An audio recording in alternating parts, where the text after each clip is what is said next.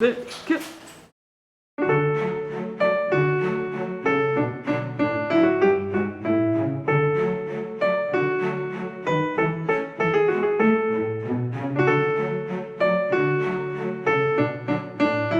안녕하세요. 동서명작극장 향기롭게 책 읽어주는 저는 문학 바리스타 남정미입니다. 지난 삶의 향기 동서문학상의 주옥 같은 작품들 만나보는 시간, 오늘이 마지막 시간입니다. 즐거우셨나요? 동서명작극장은 오늘로 잠시 막을 내리지만 곧 새롭게 피어날 제15회 수상작들과 또 다른 멋진 기획으로 여러분을 찾아갈 수 있으니까요.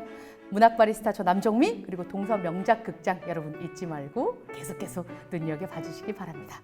아울러 제15회 삶의 향기 동서문학상 응모가 10월 5일로 마감된다는 소식 전해드립니다. 빨리빨리 키보드 맞아요. 빨리빨리 치세요. 빨리빨리. 예, 응모하여 광명착 응모하여 피어나자. 예, 여러분 빨리 여러분 가지고 있는 모든 문학 작품을 저희에게 보내주십시오. 감사합니다.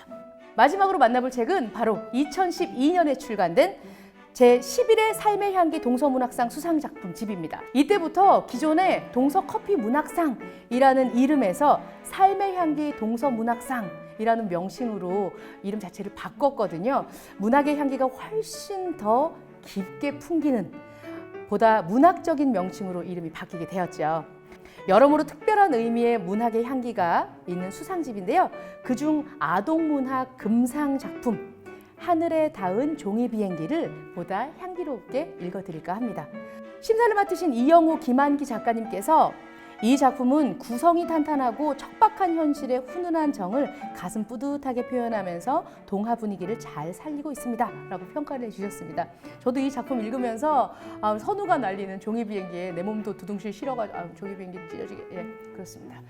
보시면서 상상의 나래도 펼 수 있고요. 그리고 따뜻한 사람들이 이 훈훈한 세상을 이끌고 나가는구나 하는 걸 다시 한번 이웃에게 감사할 수 있는 그런 내용이 담겨 있거든요. 같이 즐기셨으면 좋겠습니다. 아울러 이 시간에는 소개시켜드리지 못하지만 수상집에 함께 수록되어 있는 작품들이 있습니다. 추천해드릴 한 편의 작품은요. 이하정 작가의 실타래입니다. 갖고 싶고 멈추고 싶고 그 시간에 돌아가면 너무너무 잘할 수 있을 것 같은 그 시간에 꽂히면 생리대를 본다던가 아니면 문학 작품을 본다던가 라고 얘기하면 갖고 싶어하는 할머니의 도벽이 들어가 있는 그런 작품입니다. 굉장히 신선했고요. 그리고 또 하나의 작품은 스타킹 예찬을 하고 있는 김경희 작가의 스타킹이라는 수필입니다. 김경희 작가가 서해안이 고향이래요. 그래서 이제 해가 바다에 빠져 죽는다고 생각하고 슬프고 울었습니다 라고 얘기하는데 여러분 스타킹을 신고 유혹해보세요 이런 얘기를 해서 굉장히 다양한 생각을 가지고 계시구나 이런 앞으로의 작품들이 기대가 되는 그런 작가들도 만나보실 수 있으니까요. 이 작품집 함께 해주셨으면 좋겠습니다. 자, 그럼 지금부터 진한 이야기 한 잔 마지막으로 전해드리겠습니다.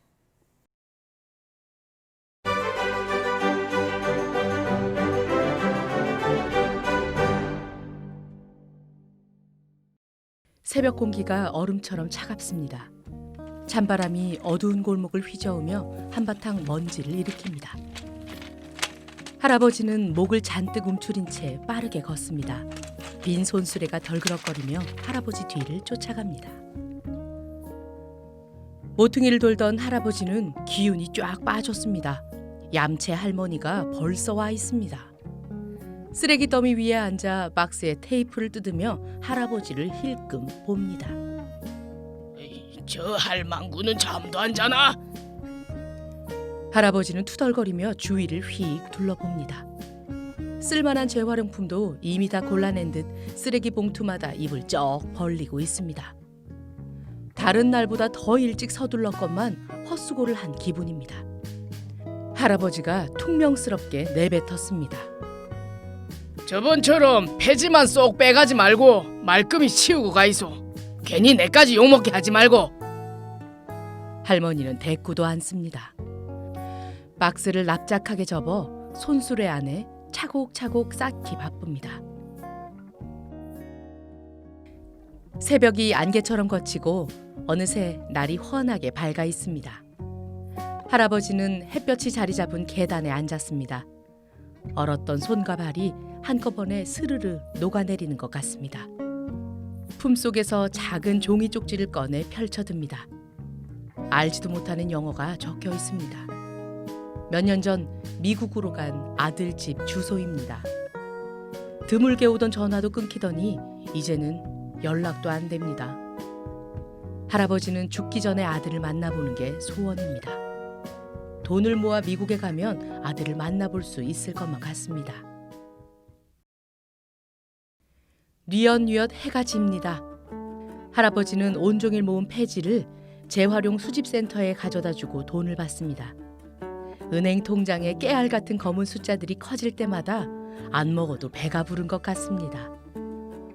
빈 수레를 끌고 막 놀이터를 지날 때입니다. 종이 비행기 하나가 할아버지 앞에 사뿐히 내려앉습니다. 선우의 종이 비행기입니다. 선우는 유치원에 다니는 얌체 할머니 손자입니다. 하지만 할아버지는 선우가 좋습니다.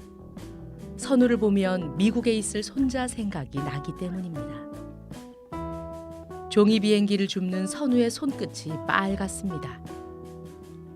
춥다. 빨리 집에 들어가거라. 할아버지가 선우의 머리를 쓰다듬습니다. 뒤돌아선 선우의 어깨가 축 처져 있습니다. 작년 이맘때쯤인가 선우 엄마가 집을 나갔다고 했습니다. 그 뒤로 선우 표정이 자꾸만 더 어두워지는 것 같습니다. 집으로 가는 할아버지 뒤를 어둠이 성큼성큼 따라갑니다. 빈 집에서 혼자 할머니를 기다리고 있을 선우를 생각하니 발걸음이 무겁습니다. 매서운 바람이 빈 나뭇가지들을 후려칩니다. 할머니는 녹슨 수레를 끌고 천천히 골목 안으로 사라져 갔습니다.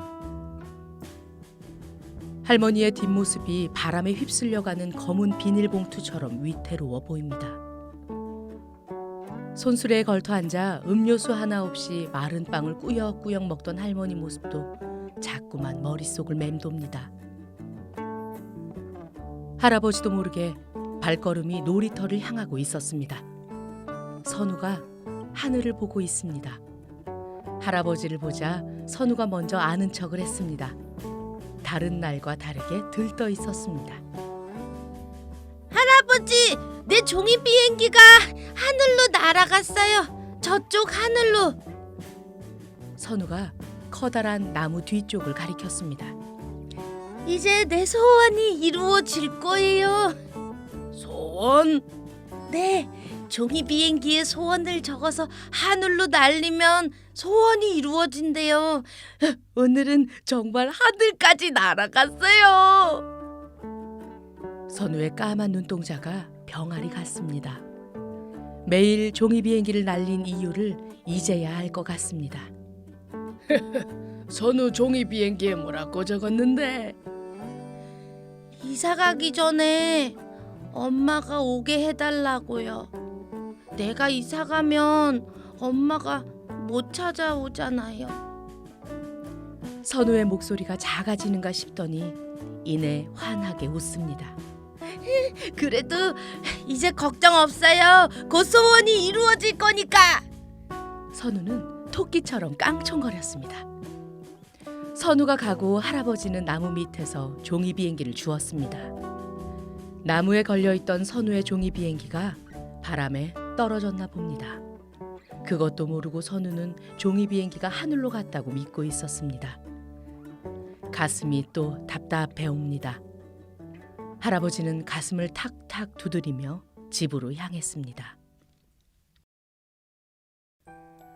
며칠째 가슴속에 뭔가가 꽉 막힌 느낌입니다.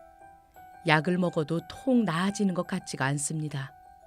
할아버지가 크게 숨을 내쉬었습니다. 골목 어귀에 얌체 할머니가 보였습니다. 수레도 없이 빈 몸입니다. 마치 정신이 나간 사람처럼 두리번거리고 있었습니다. 혹시 우리 선우 못 봤는겨? 할머니는 할아버지를 보자마자 붙들고 물었습니다. 선우요? 아이고, 집주인이 당장 집을 빼락해서 하는 수 없이 이삿짐을 쌌어 얘. 처음엔 어디에서 놀겠지 했는데 아무리 찾아도 안 보이고 아이고 우리 선우한테 무슨 일이라도 생기면 아이고. 할머니 눈 언저리가 벌개졌습니다. 무슨 일이야 있겠는겨. 내도 찾아볼 테니까 걱정 마이소. 할아버지는 수레를 세워두고 선우를 찾아 나섰습니다. 거리에 가로등불이 하나둘 켜지기 시작하자 할아버지도 점점 조바심이 났습니다. 한참을 찾아 헤매던 할아버지는 버스 정류소에 쪼그리고 앉아있는 선우를 보았습니다. 선우는 버스가 설 때마다 내리는 사람들을 뚫어져라 보고 있었습니다. 선우야, 네 여기서 뭐하노? 어디 다친 데는 없나? 할아버지는 선우를 꼭 껴안았습니다. 할머니가 내일 아침 일찍 이사 간다고 했어요. 그러니까 오늘은 꼭 올 거예요. 선우가 흐르는 콧물을 소매에 슥 문지릅니다. 누가 온단 말이고? 우리 엄마요. 선우 목소리가 기어들어갑니다. 종이 비행기가 하늘로 날아가면 소원이 이루어진다고 했는데. 선우가 눈물을 글썽이더니 고개를 푹 숙입니다. 눈물방울이 바닥에 두두둑 떨어졌습니다. 할아버지의 가슴 한 구석이 불에 데인 듯 따끔거렸습니다. 할아버지는 선우 볼을 어루만집니다. 볼이 얼음장처럼 차갑습니다. 아이고, 선우야, 아이고! 멀리서 할머니가 굽은 허리로 힘겹게 달려오고 있었습니다. 할아버지는 품속에서 은행 통장과 도장을 꺼내 선우 손에 꼭 쥐어주었습니다. 선우야, 이거 있으면 이사 안 가도 된다잉. 그러니까 앞으로는 이런데 혼자 나오지 말거라. 알았지?